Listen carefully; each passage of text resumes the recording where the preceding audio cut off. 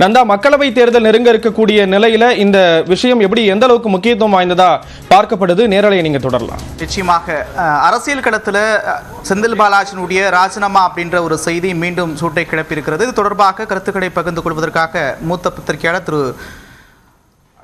RK நம்மோடு இணைகிறார். அவரோடு பேசலாம். சார் வணக்கம்.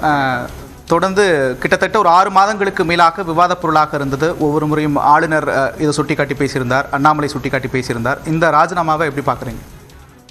செந்தில் பாலாஜிக்கு மேலே கேஸ் கிடையாது இன்னும். அதாவது இன்னும் அவரை சிறையில் அடைத்திருக்காங்க, அவ்வளோதான். என்ன ஒரு லஞ்சம் வாங்கின ஒரு கேஸ் இருக்கிறது, அதாவது கேஷ் ஃபார் ஜாப்ஸ் என்ற ஒரு வழக்கு இருக்கிறது. அந்த வழக்கில் இன்னும் அது கோர்ட்டுக்கு வரவில்லை. அது ஏன் கோர்ட்டுக்கு வரவில்லைன்னு தெரில. ஆனால் அப்படி இருந்து கூட ஜூன் 13ஆம் தேதியிலேருந்து ஆரம்பித்து, அது போன வருஷம் 2002 ஆரம்பித்து இதுவரை அவரை ஜெயிலே வச்சுருக்காங்க. இடி கஸ்டடியிலே இருக்கிறாரு. அவருக்கு பெயிலும் வரவில்லை. இந்த மாதிரி ஒரு அட்டூழியம் இந்தியாவில் பல நபர்களுக்கு நடந்து கொண்டிருக்கிறது. குறிப்பாக பத்திரிகையாளர் சித்திக் காப்பருக்கு நடந்தது. அதே மாதிரி பல நபர்களுக்கு, இப்போ சஞ்சீவ் பட்டு கூட கன்விக்டடாகி உள்ள இருக்கிறாரு. அவருடைய கேஸ் வருகிறது. ஆனால் குஜராத்தை சார்ந்த ஒரு கேஸ் ஆனதுனால அது சுப்ரீம் கோர்ட் வருகிறது, மறுபடியும் திரும்பி போகிறது. இதே மாதிரி பல நபர்கள் இருக்கிறார்கள்.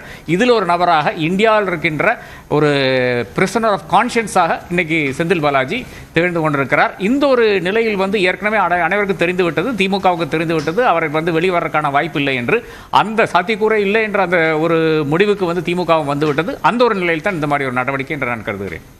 திமுகவுக்கு இது அடுத்தடுத்த கட்ட நகர்வுகள் எப்படி அமையும்? சாதகமா பாதகமா அமையுமா? குறிப்பாக செந்தில் பாலாஜியை பொறுத்த வரைக்கும் பல முறை ஜாமீன் மனுவை தாக்கல் செய்தார். தொடர்ந்து அது தள்ளி போய்கிட்டே இருக்கு. இப்போ இந்த அமைச்சரை அதுக்கு முக்கிய காரணமாக வைக்கக்கூடியது, சிறையில் இருந்தாலும் அவர் ஒரு அமைச்சராக இருக்கிறாரு, சக்தி வாய்ந்த நபராக இருக்கிறாரு, வெளியில் வந்தால் சாட்சியங்களை கழிச்சிடுவார் அப்படின்ற ஒரு விஷயத்தை முன் வச்சாங்க. இப்போ ராஜினாமா செய்திருக்கிறார், சாதாரண மனிதர். இப்போ அந்த ஜாமீன் கிடைக்கிறதுக்கான வாய்ப்புகள் இருக்கா? நிச்சயமாக கிடையாது. என்னை பொறுத்தவரை இது பாஜகவினுடைய ஒரு ஏவுத்துறையாக செயல்படுகின்ற இடி என்ன செய்யும் பார்த்தீங்கன்னா, அவர்கள் இந்த தேர்தல் முடியும் வரை அவரை உள்ளே வைத்திருக்கும். ஏனென்றால் இங்கிருந்து போன இன்புட்ஸ் பார்த்தீங்கன்னா வெஸ்டர்ன் ரீஜனில், அதாவது கோயம்புத்தூர்லேருந்து ஆரம்பித்து கரூர், சேலம் வரையான பகுதிகளில் இவருக்கு செல்வாக்கு அதிகமாக இருக்கிறது. அதனால் இவரை வெளியே விட்டு விட்டால் அங்கே திமுகவுக்கு கொஞ்சம் வாக்குகளை வாங்கி தருவார். அதனால் இவரை வெளியே விடக்கூடாது என்ற ஒரு கருத்தின் அடிப்படையில் தான் இடி வரை உள்ளே வைத்துக் கொண்டிருக்கிறது. என்ன விசாரணை நடத்துகிறாங்க? என்ன விசாரணை ஒரு நபரை வைத்துக்கொண்டு 1 வருஷம் நடத்த முடியும், ஜெயிலில் வைத்துக்கொண்டு நடத்த முடியும். இது ஒரு பக்கம். அடுத்ததாக திமுகவில் இருக்கின்ற அமைச்சர்களுக்கு அனைவருக்கும் ஏதாச்சும் ஒரு தொல்லை கொடுக்க வேண்டும் என்ற ஒரு கருத்தின் அடிப்படையில் தான் இப்போ பொன்முடிக்கு எதிரான ஒரு வழக்கானாலும் சரி, செந்தில் பாலாஜிக்கு எதிரான வழக்கானாலும் சரி, திடீர் என்று ஒரு கோர்ட் முன் நம்மளுடைய KKSR மேலேயும் அதே மாதிரி தங்கநரசு மேலேயும் அந்த வழக்குகளை சுவமோட்டோ விசாரிக்கிறது. இதே மாதிரி சுவமோட்டோ விசாரணை வேற ஒரு ஹைகோர்ட்லையும் ஏன் நாம் கேள்விப்படவில்லை? நாராயண ராணே என்ற நபர் 300 கோடிக்கு மேலான ஒரு வழக்கில் மாட்டியிருக்கிறார், இடி வழக்கில். ஒரு சுப்பிரபாதத்தில் இடி சொல்றது இல்லப்பா உன் மேலே கேஸ் இல்லைன்னு. ஏன்னா பாஜக சரணமடைந்தார். அவர் மேலே ஹைகோர்ட்டில் ஒரு பாம்பே ஹைகோர்ட் ஒரு நடவடிக்கையும் எடுக்கவில்லை, அந்த கேஸை வாபஸ் வாங்கவில்லை. நாராயண ராணே மட்டும் கிடையாது, முகுல் ராய் என்ற நபர் பிஜேபியில், வெஸ்ட் பெங்காலில் பிஜேபியில் போய் சேர்றாரு. அதுக்கு பிறகு அங்கே கல்கத்தா ஹைகோர்ட் சுவமோட்டோவாக அந்த வழக்கை எடுக்கவில்லை. ஹிமந்தா பிஸ்வா சர்மா, சீஃப் மினிஸ்டர் அசாம், அவருக்கு மேலே சாரதா ஸ்கேம் வழக்கு இருக்கிறது. அதையும் ஒரு கோர்ட்டும் ஒரு ஹைகோர்ட்டும் முன் விசாரிக்கவில்லை. பாஜகவை சார்ந்த ஸ்டேட்ஸில் இருக்கின்ற நபர்கள் மேலே இருக்கின்ற கேஸுகள் இல்லை என்றால் பிரஃபுல் பட்டேலிருந்து ஆரம்பித்து எவ்வளவோ நபர்கள், இன்னைக்கு சேர்ந்த அசோக் சவானுடைய கேஸ் சிபிஐ கோர்ட்டில் இன்னைக்கு வர வேண்டியதாக இருந்தது. இந்த மாதிரியான வழக்குகள் வரும்போது மட்டும் ஒரு கோர்ட்டும் முன் விசாரிக்க மாட்டேங்குது. இந்த கேள்வியை நான் எழுப்ப வேண்டுமா வேண்டாமா? சாதாரண மக்கள் என்ன ஒரு இம்ப்ரெஷன் வைத்திருப்பார்கள் கோர்ட்டின் மேலே என்ற கேள்வியும் எழுப்ப விரும்புகிறேன். குறிப்பாக திமுக அமைச்சர்களை முடக்க வேண்டும், மாவட்ட செயலாளர்களை முடக்க வேண்டும். ஒரு தேர்தல் வருகிறது, அந்த தேர்தலுக்கு முன்னால் அனைவரையும் முடக்க வேண்டும் என்ற ஒரு கருத்தின் அடிப்படையில் தான் இதெல்லாம் நடந்து கொண்டிருக்கிறது, செந்தில் பாலாஜியினுடைய கேஸ் உட்பட. 2 நாட்களுக்கு முன்னாடி தான் அவங்க வீட்டில் அப்பா அம்மா அசோக்குமார் அங்கே போனாரா அப்படின்ற ஒரு விசாரணையை அமலாக்கத்துறை செய்து இப்போ ராஜினாமா செய்கிறாரு. இதை தொடர்பு படுத்தி பார்க்க முடியுமா? அழுத்தம் கொடுக்கப்பட்டிருக்க வாய்ப்பு இருக்குன்னு நினைக்கிறீங்களா? இது எவ்வளோ பெரிய அவலன்னு பாருங்கள். அதாவது ஒருத்தரை கண்காணிப்பில் வச்சுருக்காங்க, அவர் வீட்டு கண்காணிப்பில் இருக்கிறது, அவரை சார்ந்த நபர்கள் அனைவரும் கண்காணிப்பில் இருக்கிறாரு. அதன் பிறகு இடி ஒரு தகவலை பத்திரிகையாளர்களுக்கு கசிய விடுகிறது. அது என்னன்னு பார்த்தீங்கன்னா, இவருடைய பிரதர் போனாரா என்ற அந்த ஒரு விஷயத்தை கசிய விடுகிறது. இது என்னை பொறுத்தவரையில் இடியினுடைய கையாளாகத்தான் காமிக்கிறது. ஏனென்றால் அவருடைய பிரதர், அவர் ஒரு நோட்டப்புள்ளியாக இருக்கிறார், அவர் ஒரு அப்ஸ்காண்டராக இருக்கார். அந்த அப்ஸ்காண்டரை நீங்கள் வலை வீசி தேட வேண்டும். வலை வீசி தேடுறதுக்கு வலையெல்லாம் நினைக்கிற இடி கிட்ட.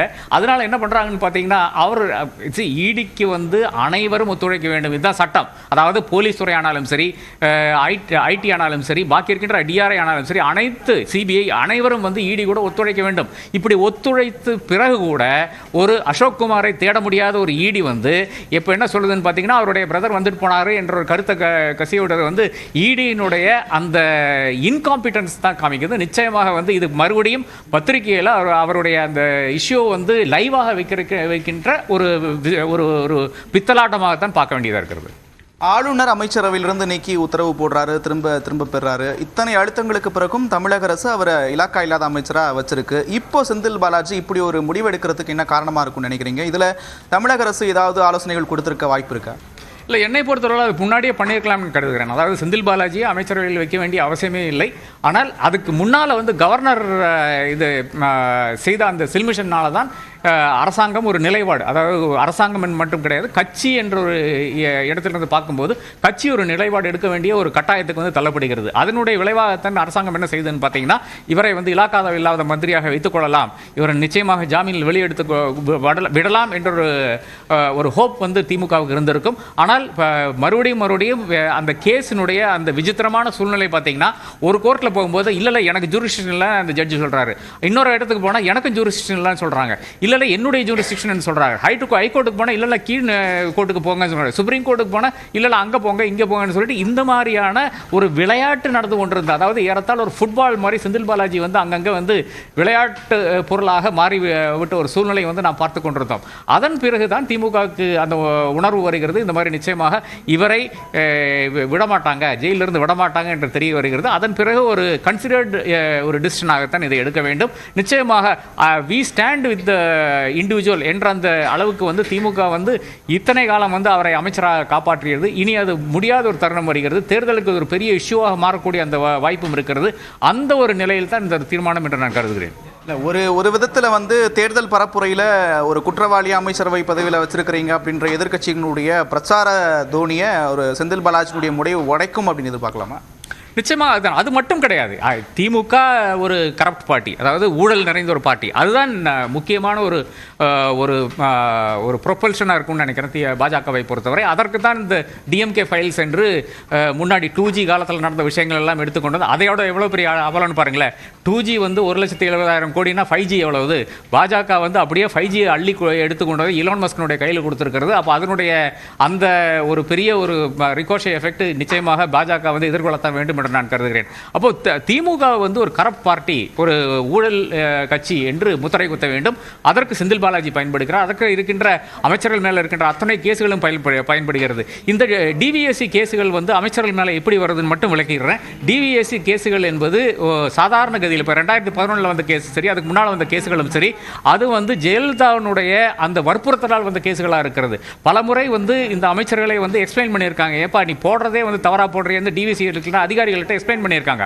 அதே நேரத்தில் வந்து அதிகாரிகள் கூறின விஷயம் என்னவென்றால், நாங்கள் உங்கள் மேலே கேஸ் போடலைன்னா எங்கள் வேலையே போயிடும், எங்களை வந்து ஏதாச்சும் தண்ணியில் காட்டுக்கு மாற்றிடுவாங்க, தயவு செய்து நீங்கள் கோர்ட்டில் போட்டு எடுத்துக்கங்க என்ற அந்த ஒரு எக்ஸ்பிளேஷன் வந்து அவர்கள் கொடுத்தார்கள். அதன் பிறகுதான் இந்த கேஸுகள் தங்கந்தண்டரசு மேலே கேஸ் ஆனாலும் சரி, கேசார் மேலே 44 லட்சங்க இதெல்லாம் ஒரு அமௌண்ட்டாக வந்து பேசி கொண்டிருக்கிறார்கள். ஒருத்தர் வந்து மாதம் 7 லட்சம் வந்து ஃப்ரெண்டு கிட்ட இருந்து வாங்கிட்டு இருக்காராமா, இதெல்லாம் நாம் நம்பணுமாமா. ஏறத்தாழ 1 கோடி ஒருத்தர் வந்து ஒரு ஃப்ரெண்டு வந்து கொடுத்துட்டு போயிட்டே இருக்காராமா. இதெல்லாம் கேள்வி கிடையாது, இடிக்கு கேள்வி கிடையாது, ஐடிக்கு கேள்வி கிடையாது, யாரோ ஒரு ஏஜென்சிக்கு சென்ட்ரல் ஏஜென்சிக்கு கேள்வி கிடையாது. இங்கே ஒரு 44 லட்சம் ஒரு 85 லட்சம் இதெல்லாம் பிரச்சனையாகி ஒரு கேள்வியாகி இந்த கேள்விக்கு உள்ளாகி கொண்டு வருகிறார்கள். ஒரு காலம் வரும், இந்த 1 கோடியும் 7 லட்சத்தையும் கேள்வி கேட்கக்கூடிய ஒரு காலம் வரும். அந்த காலம் அது எப்போ வரும் என்றதுதான் இந்த தேர்தல் நிர்ணயிக்கும் என்று நான் கருதுகிறேன். நிச்சயமா நாம தொடர்ந்து பேசும். அதுக்கு முன்னதாக